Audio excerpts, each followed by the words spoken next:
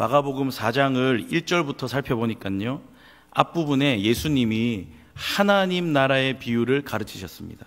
표제를 보니까 4종류의 땅에 떨어진 씨에 대한 비유입니다. 예수님이 자주 일상생활에 아주 가까이에서 볼 수 있는 그런 소재를 사용하셔서 비유를 들어서 사람들에게 가르치셨는데요, 마가복음 4장에서 씨앗이라는 소재를 사용하셔서 사람들을 가르치셨습니다. 씨를 뿌리는 사람이 씨를 뿌리러 나갔는데요, 4종류의 땅이 있답니다. 길가밭이 있고 돌밭이 있고 가시떨기가 있고 좋은 땅이 있고, 이렇게 4종류의 땅에 씨앗이 뿌려졌다고 말씀합니다. 길가의 땅 상태는 땅 가장자리이기 때문에, 밭의 제일 끝부분이기 때문에 땅 상태가 아주 딱딱하고 완고한 상태고, 돌밭은 흙이 깊지 않아서 얕아서 식물이 뿌리 내리기가 어렵고요, 가시떨기 속에도 씨앗이 뿌려졌는데 모든 걸 막아버렸기 때문에 가시덤불 때문에 열매를 맺지 못했습니다. 좋은 땅은 우리가 잘 아는 것처럼 씨앗이 떨어져 가지고 잘 자라서 열매를 잘 맺었다고 말씀합니다. 예수님이 이 비유는 하나님 나라에 대한 이야기라고 하시면서 들으라 하고 명령하셨고, 사람들이 잘 들을 수 있게 쉬운 소재를 사용하셔서, 씨앗이라는 소재를 사용하셔서 비유로 말씀하셨는데 사람들이 잘 못 알아들었습니다. 그래서 예수님이 그 비유의 해석을 제자들에게만 해주십니다. 특별하게요. 그리고 다음으로 예수님이 등불을 소재로 드셔가지고 사람들을 가르칩니다. 내용은 마찬가지로 하나님 나라에 대해서 가르치십니다. 등불처럼 밝히 드러나 나타날 어떤 것은 숨기려고 하고 아무리 비밀스럽게 하려고 해도 반드시 드러나고 나타난다, 이런 말씀이에요. 그게 하나님 나라고, 그게 바로 하나님의 아들 예수 그리스도시라는 겁니다. 마가복음 끝부분인 15장 39절에 보면 예수님이 십자가에 못 박혀 죽으셨는데요, 그때 예수님 향해서 섰던 백부장이 한 고백이 나옵니다. 39절 말씀인데요, 예수를 향하여 섰던 백부장이 예수님께서 그렇게 숨지심을 보고 이르되 이 사람은 진실로 하나님의 아들이었도다 하더라. 그러니까 그냥 십자가에 달려 돌아가신 것 같은, 한 죄인이 죽은 것 같은 그런 일이었지만 예수님이 십자가에서 마치 등불이 숨겨지지 않는 것처럼 그렇게 밝히 드러난답니다. 그리고 이제 오늘 본문이 시작되는데, 마가복음을 보면요, 배를 타고 가던 중에 일어나는 사건이 3가지가 나옵니다. 그런데 오늘 본문은 그 3가지 중에 하나, 그리고 또 첫 번째 이야기인데요, 그렇게 씨앗을 사용하셔서 비유로 사람들을 가르치신 다음에 35절에 이제 배 타고 가는 이야기가 나오는데, 날이 저물 때에라고 말씀합니다. 성경이 하나님 나라를 가르치던 바로 그날, 예수님께서 하나님 나라에 대한 비유를 가르쳐 주시던 바로 그날, 오늘 본문에 배 타고 바다 위를 지나가는 사건이 일어나는 걸 알려줍니다. 예수님이 하나님 나라의 비유를 다 가르쳐 주시고 우리가 저편으로 건너가자 하고 말씀합니다. 그런데 오늘 본문 36절에 보니까요, 그들이 무리를 떠나 예수를 배에 계신 그대로 모시고 가매 다른 배들도 함께 하더니 라고 말씀합니다. 자세히 보니까, 단어를 찾아보니까요, 지금 배를 타고 간다 하는 이 동사가 통과해서 지나간다 하는 의미를 가지고 있었습니다. 통과해서 지나간다. 지금 말씀에 예수님께서 저편, 건너편으로 가자고 하시는 걸 봐도 그렇고, 뭔가를 통과해서 지나간다, 그냥 가는 게 아니고 통과해서 뭔가를 지나가야 된다는 이 동사가 사용된 걸 봐도 그렇고, 예수님이 조금 전에 제자들에게 하나님 나라에 대한 그 비밀을 특별하게 알려주셨던 것처럼 또 따로 제자들에게 어떤 상황을 통과해서 목적한 그 도착지에 도착함으로써 더 놀랍고 깊은 것들을 특별히 알려주고 싶으신 걸 알 수 있습니다. 배가 지금처럼 전자동식도 아니고 특별한 항해 기술이 있었던 것도 아니니까 평범한 고기잡이 배였을 텐데요, 거기다가 낮 시간도 아니고 굳이 날이 저물 때, 해가 졌을 때 그렇게 배 타고 가자고 하신 이유가 분명한 목적이 있다고 볼 수 있습니다. 예수님께서 더 놀라운 사실, 그러니까 분명하게 말씀드리면 예수님이 살아계신 하나님의 아들이시다 하는 이 사실, 그리고 지금까지는 그냥 귀로만 들어왔던 하나님 나라의 그 비밀을 온 몸으로, 제자들의 온 몸으로 경험하고 깨닫게 하기 위한 예수님의 특별한 계획이 있으셨다고 볼 수 있습니다. 사랑하는 여러분, 지금 제자들이 예수님을 배에 계신 그대로 모시고 바다를 통과해서 지나갑니다. 이건 4장 앞부분에, 오늘 본문 앞부분에 나왔던 씨앗 비유를 말씀하셨다고 제가 설명해 드렸는데요. 땅에 떨어진 이 씨앗 비유랑 연결해가지고 한번 생각해 볼 때 예수님이 타고 계신 배가 바다를 통과해서 지나가는 이 장면은 말씀이신 예수님을 품고 가는 이런 장면, 생명이신 이 예수님을 품고 가는 이 장면, 마치 씨앗을 품고 가는 것처럼, 생명을 품고 가는 것처럼 그렇게 보입니다. 그런 걸 상징한다고 볼 수도 있습니다. 그렇게 예수님이 탄 배가 한밤중에 바다 한가운데서 큰 광풍을 만납니다. 지금 이 배는 생명이신, 말씀이신 예수님이 하나님의 나라를 선포하시던 바로 그 장소였는데요. 그런데도 불구하고 예수님이 타고 계신 배였고 하나님 나라가 선포되는, 어떻게 보면 진짜 중요한 장소인데, 이 배가 그런데도 불구하고 한밤중에 광풍이 불어서 파도가 치고 막 흔들리는 어려움을 겪게 됩니다. 여러분, 이 장면도 씨앗과 같이, 이 씨에 대한 비유와 같이 연결해 볼 수 있는데요.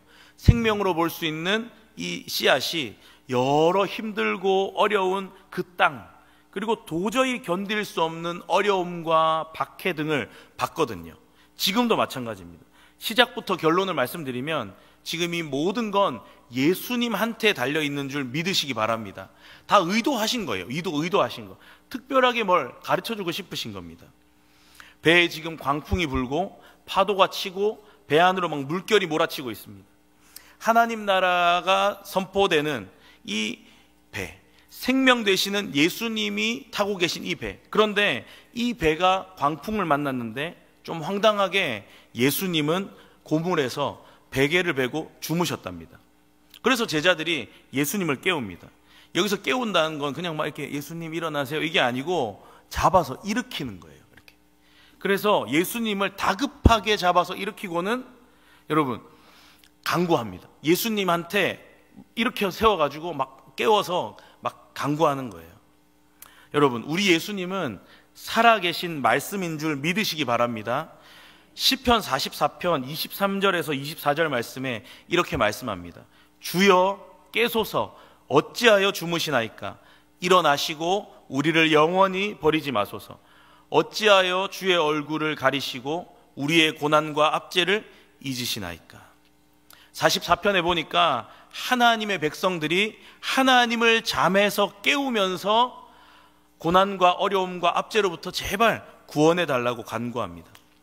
오늘 본문에서도 제자들이 주무시는 예수님을 깨우면서 선생님이여 우리가 죽게 된 걸 돌보지 아니하시나이까 하고 간절히 구하고 있습니다.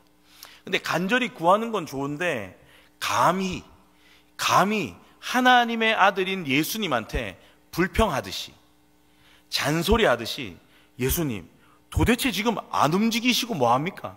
예수님 지금 뭐하고 있습니까?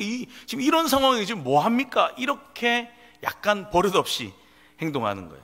지금 제자들의 모습이 마치 광풍과 물결에 가볍게 흔들리는 배의 모습과 똑같이 닮았습니다.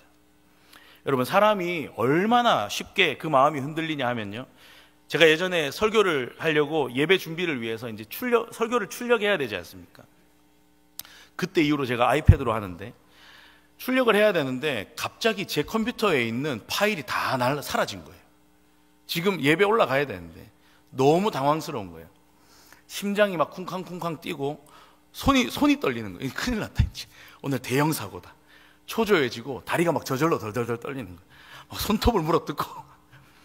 제가 컴퓨터를 웬만큼 고치는데 갑자기 하나도 없이 사라지니까 머리가 하얘졌습니다.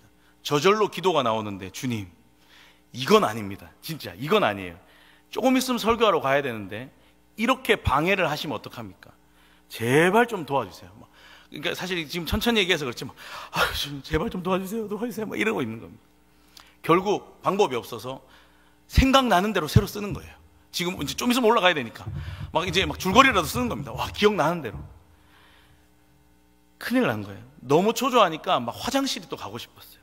화장실 오며 가며 막 불평불만. 와, 계속 아이씨 막 계속 마음이 제 마음이 아니었습니다. 그렇게 볼일을 마치고 급한 마음에 불만 가득하게 컴퓨터 앞에 털썩 앉았는데 갑자기 파일이 생긴 거예요. 오류가 있었는가 봅니다. 제가 뭐라고 했겠습니까? 갑자기 사람이 화색이 돌면서 아유 감사합니다 주님, 감사합니다 막 이러면서 노래가 저절로 나요. 노래가. 제가 저를 돌아보면서 제가 진짜 간사하다, 사람이 참 간사하다, 감사한 마음으로 간사하다는 생각을 했습니다. 여러분, 지금 광풍에 흔들리는 배도, 두려워서 떨고 있는 제자들도 다 같은 모습으로 지금 막 이리저리 흔들리고 있습니다. 어쨌든 그 강구에 일어나신 예수님이 제자들에게 뭔가 보여주십니다. 오늘 본문 39절인데요 예수께서 깨어 바람을 꾸짖으시며 바다더러 이르시되 잠잠하라 고요하라 하시니 바람이 그치고 아주 잔잔하여 지더라. 일어나신 예수님이 바람을 꾸짖으시고 바람을 향해서 잠잠하고 너 입 다물어라 이렇게 하십니다. 사랑하는 여러분, 가버나움 회당에서 더러운 악한 영, 귀신 들린 사람에게 행했던 것과 똑같습니다. 우리 예수님이 마가복음 1장에서 고통 속에 신음하던 더러운 악한 영이 들린 사람을 자유케 해주셨거든요. 그 예수님이 지금 제자들의 생명을 위협하고 두렵게 하는 광풍과 파도를 꾸짖어서 잠잠하게 하시고 그 생명을 구원하시고 있는 줄 믿으시기 바랍니다.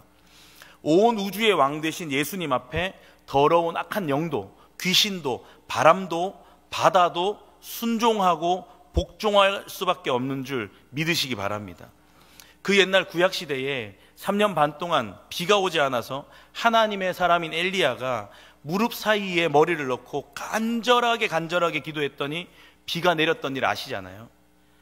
옛날에 이런 일이 있었다, 옛날에 이런 놀라운 일이 있었다는 걸 제자들도 알았을 겁니다. 그런데 그때는 기도를 해서 된 건데 지금 예수님은 자연 그 자체한테 바로 명령하시는 거예요. 하나님 바람을 멈춰주세요 빈 게 아니고 주인이신 예수님이 바로 명령하시는 겁니다. 바람을 향해서, 바다를 향해서 꾸짖으시고 명령하시는 겁니다. 이렇게 할 수 있는 분은 누군가 하고 제자들이 생각했을 겁니다. 성경이 말씀합니다. 시편 104편 7절 말씀에 주께서 꾸짖으시니 물은 도망하며 주의 우레소리로 말미암아 빨리 가며. 태초에 물이 땅을 다 뒤덮고 있을 때 하나님이 물을 꾸짖어 가지고 그것이 땅에서 물러가라고 하셔서 땅과 물이 나눠졌답니다. 시편 106편 9절 말씀에 이에 홍해를 꾸짖으시니 곧 마르니 그들을 인도하여 바다 건너가기를 마치 광야를 지나감 같게 하사. 하나님이 홍해를 꾸짖어서 물이 갈라지게 하셨다고 말씀합니다. 끝이 아닙니다. 시편 65편 6절 7절 말씀에 주는 주의 힘으로 산을 세우시며 권능으로 띠를 띠시며 바다의 설렘과 물결의 흔들림과 만민의 소요까지 진정하시나이다. 시편 89편 9절에도 말씀합니다. 주께서 바다의 파도를 다스리시며 그 파도가 일어날 때에 잔잔하게 하시나이다. 성경이 계속해서 창조주 하나님, 전능하신 하나님, 온 우주를 다스리시는 주인 되시는 하나님이 하늘과 땅과 바다를 창조하셨을 뿐만 아니라 그 모든 것을 다스리실 수 있다고 말씀합니다. 그러니까 지금 예수님이 바다를 꾸짖어서 잠잠하게 하시는 이 놀라운 권위는 창조주 하나님의 권위라고 밖에는 말할 수 없는 겁니다. 사랑하는 여러분, 바다를 꾸짖으시고 잠잠하게 하신 예수님이 그 다음에 제자들에게 두 가지를 물어보십니다. 첫 번째는 어찌하여 무서워하느냐? 두 번째는 너희가 어찌 믿음이 없느냐? 지금 제자들이 너무 무서워가지고 두려워하고 있는데 그 두려움이 바로 믿음 없기 때문에 두려워한다는 겁니다. 사랑하는 여러분, 저와 여러분에게 두려움이 없는 믿음이 있기를 간절히 소망합니다. 예수님이 계속 제자들에게 두려움 없는 믿음을 원하셨어요. 지금 제자들이 누구와 함께 있습니까? 마가복음 1장 1절처럼 하나님의 아들 예수 그리스도와 함께 계신 거예요. 사랑하는 여러분, 임마누엘이신 예수님이 우리와 함께 하시는 줄 믿으시기 바랍니다. 예수님이 어떻게 아직도 없냐 하고 하시는 걸 보면 제자들한테 이런 믿음을 기대하셨고 없어서 좀 안타까우신 것 같아요. 여러분, 저와 여러분에게 이런 믿음이 있기를 다시 한번 축복합니다. 오늘 본문을 봐도 믿음만이 모든 두려움을 몰아낼 수 있는 거예요. 예수님이 4장 앞부분에 4가지 땅에 뿌려진 씨에 대한 비유를 말씀하셨다고 제가 말씀드렸는데요, 거기서도 좋은 땅과 같은 그런 마음을 가진 사람은 믿음으로 모든 두려움을 몰아내고 흔들리고 두렵게 하는 그 모든 환난 한가운데를 예수님 모시고 통과할 수 있는 사람인 줄 믿으시기 바랍니다. 저와 여러분이 좋은 땅과 같은 두려움 없는 믿음을 가진 멋진 신앙인이 되기를 간절히 소망합니다. 예수님이 그렇게 꾸짖으시고 명령하셔서 바람이 그치고 아주 잔잔해졌습니다.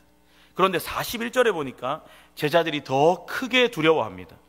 그들이 심히 두려워하여 라고 말씀합니다. 자연을 꾸짖고 명령하실 수 있는 분은 하나님밖에 없는데 지금 하나님이신 그분이 자기들 눈앞에 있으니까 제자들한테 큰 두려움이 생겼습니다. 그리고 서로 말합니다. 그가 누구이기에 바람과 바다도 순종하는가. 이게 별로 느낌이 안 오실 수 있는데 본문을 읽다 보니까 지금 하나님이 나타난 거예요. 하나님이 나타나셨는데 갑자기 또 질문하는 거예요. 그가 누구이기에 바람과 바다도 순종하는가. 큰일입니다. 제자들이 아직도 예수님이 누구신지 잘 모르나 봅니다. 예수님이 지난 시간까지는 비유를 가르치셨는데 오늘 본문은 바다 여행을 통해서 제자들의 실제 그 심령의 상태가 어떤지를 현실에서 스스로 만나도록 하신 거예요.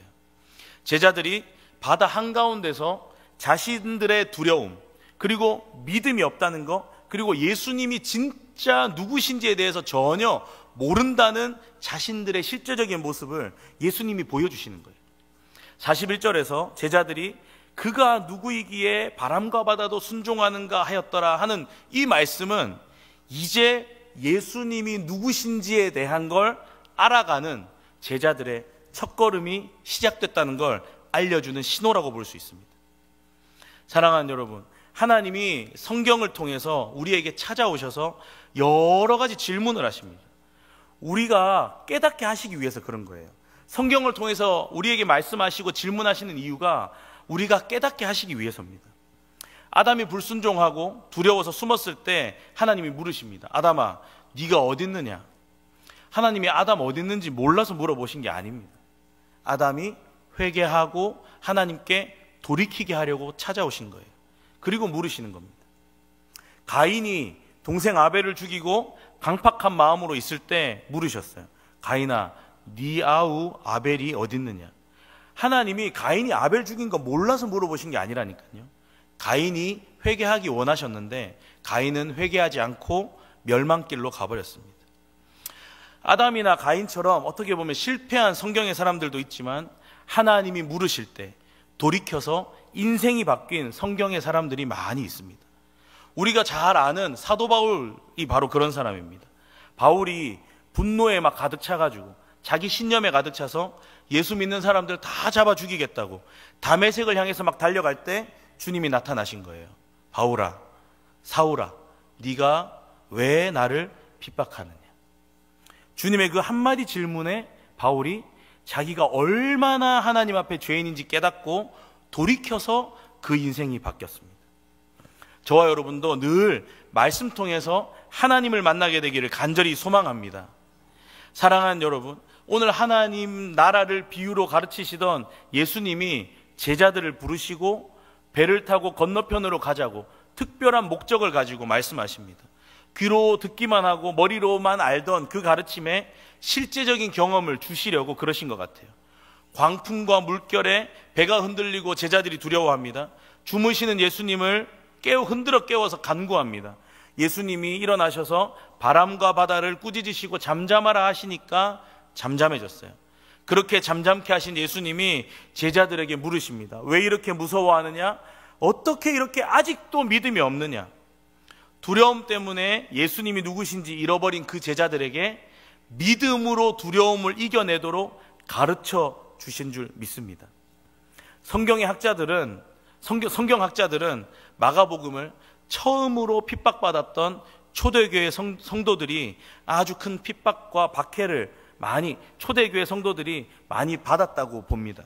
지금 우리로서는 상상할 수 없는 어려움과 두려움, 박해와 핍박, 목숨이 막 왔다 갔다 하는 신앙생활을 하는 중에 마가복음을 읽는 성도들에게 엄청난 위로와 감동이 있었을 것으로 추정합니다. 풍랑도 잠잠하게 하시는 하나님의 아들 예수 그리스도께서 너무나도 무섭게 흔들리는 내 삶 가운데 찾아와 주셔서 믿음을 선물로 주시는 줄 믿습니다. 우리의 믿음의 선배들이 말씀 붙잡고 그 믿음 가지고 그 큰 어려움을 견뎌냈을 겁니다. 사랑하는 여러분, 성경을 통해서 하나님이 오늘 저와 여러분에게도 똑같은 질문을 하십니다. 누구야? 너 나를 믿느냐? 누구야? 너에게 믿음이 있느냐? 누구야? 너 혹시 어려워하고 흔들리고 있지 않느냐? 흔들리는 세상의 환경 한가운데를 통과하고 있는 우리인데요, 온 우주의 창조주이시고 주인이신 주님이 그 크신 권위로 모든 것을 잠잠하게 하실 수 있는 분임을 분명하게 믿고 기억하는 저와 여러분 되기를 축복합니다. 너무 쉽게 흔들리는, 마치 여전히 환난 속에서 예수님에 대한 믿음을 쉽게 잃어버릴 수 있을 것 같은, 그렇게 돼버릴 것 같은 돌밭과 같은 마음, 가시떨기 같은 마음, 또 길가 같은 마음이, 그런 마음을 가진 게 바로 우리인데, 그걸 깨닫고 오늘 바람과 바다를 말씀으로 잠잠하게 하신 그 주님이 우리와 함께 하시는 걸 믿으시고, 그럼에도 불구하고 또 함께 하시는데 살아계시고 역사하시는 그 하나님이 바로 예수님이 그 하나님의 아들 예수 그리스도시고, 마가복음 1장 1절에서 말씀하신 그 예수님이시고, 저와 여러분들을 그런 마음을 깨뜨리고 부숴가지고 질문하고 만나주시고 가르쳐 주시는 줄 믿으시기 바랍니다. 그렇게 우리 마음을 계속 조금씩 좋은 밭으로 바꿔가고 계시는 줄도 믿으시기 바랍니다. 여러분, 오늘 제자들이 그가 누구이기에 라고 말하면서 두려워하는 예수님이 누구십니까? 하나님의 아들 예수 그리스도신 줄 분명하게 믿으시기 바랍니다. 우리가 당장 지금부터 무슨 일이 생겨도 말씀 한마디로 잠잠케 하실 수 있는 분은 하나님의 하나뿐인 아들 예수 그리스도신 줄 믿으시기 바랍니다. 그렇게 단단한 믿음으로 우리 가운데 생길 수 있는 모든 두려움을 떨쳐버리고 하나님께 영광 돌리며 살아가는 저와 여러분 되기를 간절히 소망합니다. 뿐만 아니라 우리 예수님이 오늘 말씀에서는 바람과 파도를 꾸짖어 잠잠하게 하셨는데, 저와 여러분을 위해서는 온몸을 던져서 죄와 사망을, 물과 피를 다 쏟아서 이기시고 잠잠케 하신 줄 믿으시기 바랍니다. 이 사실을 믿음으로 늘 감사와 감격과 승리가 넘치는 삶을 살아가는 우리 모두가 되기를 간절히 바랍니다.